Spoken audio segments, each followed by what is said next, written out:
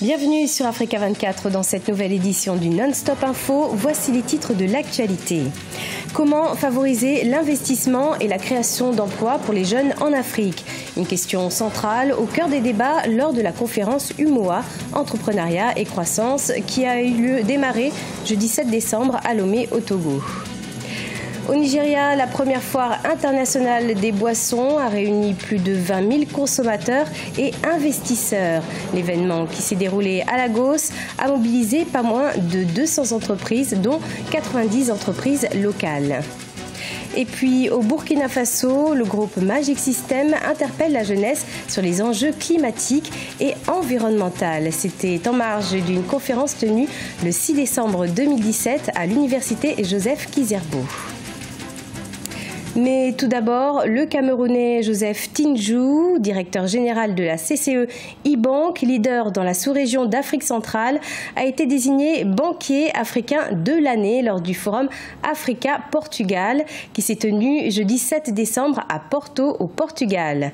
Reconnu comme pilier de sa banque dans le développement de la République de Guinée équatoriale, la contribution de Joseph Tinjou à la stabilité économique du pays et de la zone CEMAC a été également saluée lors de ce forum. Clôture ce vendredi 8 décembre de la conférence UMOA, Entrepreneuriat et Croissance à Lomé au Togo. Organisée par le Think Tank 2030, Afrique et la société Émergence Capital, elle vise à retrouver des solutions pour favoriser l'investissement et la création d'emplois pour les jeunes. Plus d'explications dans ce reportage de Djibril Fofana, notre envoyé spécial.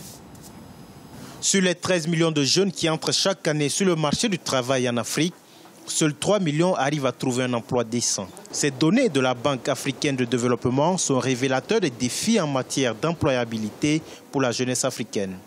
Dans le même temps, les pouvoirs publics ont montré leurs limites pour l'absorption de cette main-d'œuvre. Parmi les solutions au sous-emploi des jeunes, l'entrepreneuriat. Le forum Entrepreneuriat et Croissance économique dans l'espace UMOA, ouvert ce jeudi 7 décembre, vise à proposer des solutions pour faire de l'entrepreneuriat un levier de création d'emplois et de richesses. Nous avons compris que l'entrepreneuriat était une solution. D'accord. Et pour ça, maintenant, il faut mettre l'écosystème nécessaire pour que cet entrepreneuriat devienne une réalité. Parce que si c'est une solution que ça ne devienne pas une réalité, alors nous aurons perdu. Donc, nous allons créer cet écosystème. Et qu'est-ce qu'il y a dans cet écosystème? Il y a l'accompagnement, la formation et le financement. Quels sont les outils qu'on peut mettre en place? Des incubateurs et des accélérateurs. Et c'est l'objet de notre rencontre pendant 2 jours pour le mois à Lomé, où vous voulez mettre ensemble toutes ces recommandations et sensibiliser les autorités à cela. Dans l'espace UMOA, les performances macroéconomiques encourageantes sont portées par un secteur privé dynamique. Toutefois, celui-ci fait face à certaines contraintes inhérentes à l'inadéquation des politiques publiques. Le financement se révèle aujourd'hui déterminant pour la réussite de toute activité économique. Les pouvoirs publics doivent impérativement mettre en place les mécanismes nécessaires afin de faciliter l'octroi des crédits. Cela pourrait passer par des accords avec des banques d'investissement et des fonds de garantie. Cette première édition de la conférence UMOA Entrepreneuriat et Croissance se tient à un moment où les performances économiques de l'espace régional d'intégration des pays ayant le franc CFA en partage sont positives. Selon la dernière publication du Comité de politique monétaire de la BCEAO, la croissance économique dans l'espace sera de 6,9% en 2017, ce qui en fait la deuxième région à la plus forte croissance dans le monde. Notre envoyé spécial Djibril Fofana a également rencontré Yvonne Bourou qui participe à cette conférence. Cette Kenyane est à la tête de Made in Africa et également membre du Conseil présidentiel de l'Afrique pour la France. Elle nous parle des principaux objectifs de ce forum. On l'écoute. Nous sommes à Lomé au Togo, se tient la conférence internationale UMOA, Entrepreneuriat et Croissance, où plusieurs invités sont présents. L'une d'elles, Madame Yvonne Bourou, vous êtes CEO de Made in Africa, et également membre du Conseil présidentiel pour l'Afrique de la France. Bienvenue. Merci beaucoup. Déjà, que représente ce forum? Quels sont les principaux objectifs d'un tel forum consacré à l'entrepreneuriat et à la croissance dans l'espace UMOA?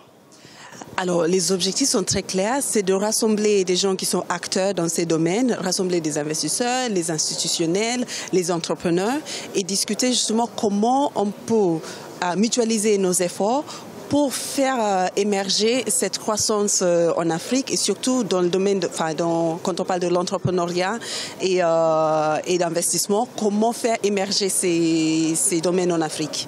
Que représente l'entrepreneuriat pour le continent? En quoi l'entrepreneuriat peut être un moteur de développement du continent africain?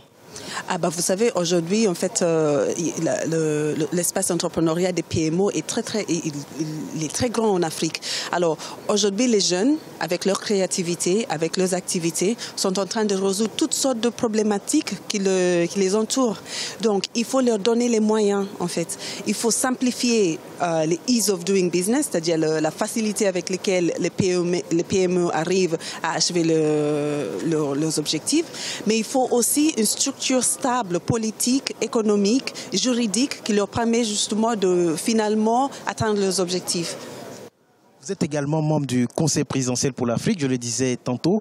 En quoi consistent vos activités et comment cette structure peut contribuer au développement et à l'émancipation socio-professionnelle des jeunes Africains?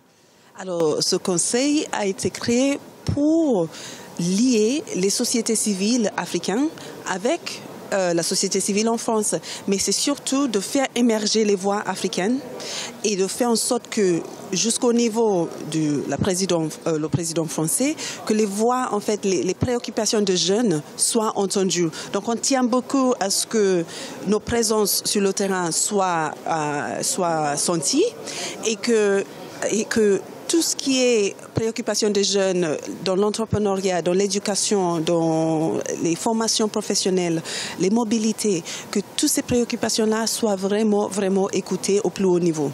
Merci Madame Bourou. Nous étions donc avec Madame Yvonne Bourou, elle est CEO de Made in Africa et membre du Conseil présidentiel pour l'Afrique. À très bientôt pour un nouvel invité participant au forum UMOA Entrepreneuriat et Croissance. Poursuite du Forum Africa 2017 qui s'est ouvert jeudi 7 décembre à Sharm el-Sheikh en Égypte. Au centre des discussions, le commerce et l'investissement. Organisé par le ministère de l'Investissement et de la Coopération internationale d'Égypte avec l'Agence régionale d'investissement du COMESA, ce forum offre une plateforme pour promouvoir le commerce et l'investissement en Afrique. Plus de 1000 participants ont déjà répondu présents à cet événement que vous pourrez suivre en direct sur notre antenne. La foire internationale des boissons au Nigeria a pris fin le 3 décembre 2017. Ce festival a fait la promotion de pas moins de 90 vins locaux. 200 entreprises de boissons, dont 90 nigérianes, ont été mises à l'honneur lors de cet événement. Une première édition qui a beaucoup de succès. 20 000 consommateurs et investisseurs ont répondu présents. Ibrahima Djoumaba. La ville de Lagos au Nigeria a accueilli la première édition du Festival international des boissons. Cet événement promeut plus de 90 vins locaux et offre des opportunités d'affaires pour les investisseurs du secteur de la brasserie. Cette foire a mobilisé 200 entreprises, dont 90 entreprises nigérianes. Cet événement est une façon pour nous de faire connaître nos propres boissons. Quand les gens viennent du monde entier pour le Festival international des boissons, ils ne font pas que goûter les boissons normales qu'ils connaissent, mais aussi les boissons locales comme le kunu, le zobo, le vin de palme et tout le reste. Et les investisseurs peuvent vraiment se demander comment exporter ces produits et tout ce que nous essayons de faire ici. Parmi les boissons locales présentées lors de ce festival, il y a le kunu. Originaire du nord du Nigeria, cette boisson traditionnelle est faite à base d'eau chaude, de millet, de maïs, de patates douces, de gingembre, de clous de girofle, de miel et de dattes. Très prisée des festivaliers, cette vendeuse en a écoulé 10 000 bouteilles. C'est une opportunité pour moi de faire connaître le kunuski. Beaucoup de gens veulent boire le kunu, mais ils ne savent pas où s'en procurer. Ils se soucient de l'hygiène et veulent connaître les gens qui le fabriquent. Ils veulent être sûrs que cette boisson est sans risque pour leur santé.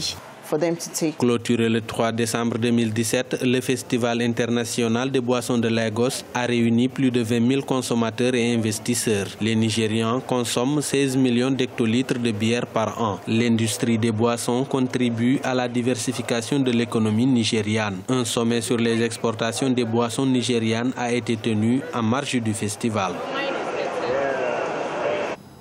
Au Burkina Faso, le groupe Magic System se mobilise pour le climat et l'environnement à Ouagadougou. Véritable fierté et modèle de réussite pour la jeunesse africaine, le groupe leader a interpellé la jeunesse burkinabé au sujet des différents défis environnementaux à relever sur le continent, en marge d'une conférence tenue le mercredi 6 décembre à l'université Joseph Kizerbo sur le thème jeunesse et climat. Plus de détails avec Jean-Paul Ouedraogo, notre correspondant au Burkina Faso.